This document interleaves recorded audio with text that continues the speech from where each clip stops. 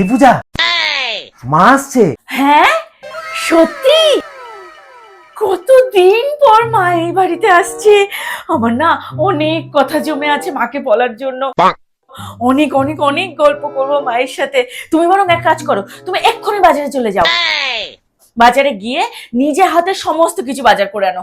আমি নিজে হাতে মায়ের জন্য রান্না করব। কতদিন পর মাকে নিজের হাতে রান্না করে খাওয়াবো, বলো বলো। আর তুমি বরং এক কাজ করো, তুমি বাজারে গিয়ে মাছ মাংস যা যা হয় সব কিনে নিয়ে চলে আসো। আমি মায়ের জন্য নিজের হাতে পোলাও, খাসির মাংস, তারপর মুরগির মাংস, ইলিশ মাছ, ওই যে সর্ষে বাটা দিয়ে ইলিশ মাছ, চিতল মাছের মুইঠা, তারপর হচ্ছে মানা ওই পনিরটা খেতে ভীষণ ভালোবাসে। পনিরটা নিয়ে এসো কিন্তু মায়ের জন্য, ঠিক আছে? সমস্ত কিছু নিজের হাতে রান্না করব। হ্যাঁ হ্যাঁ, তুমি তাড়াতাড়ি যাও, আমি সব জোগাড় যন্ত্র করি। হ্যাঁ এই শোনো না, বলছি তোমার মা না, আমার মা আসছে।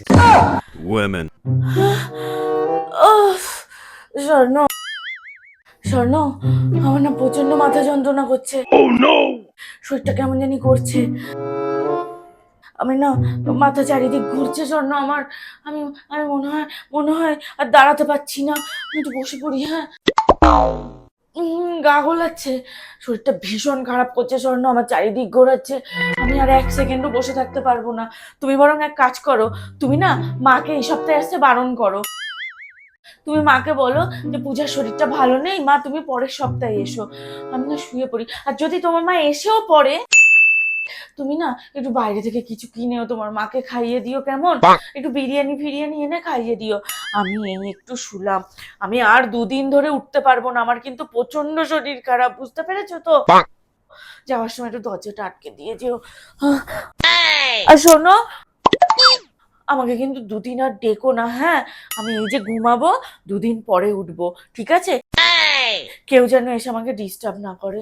ও বাবা, কি করে?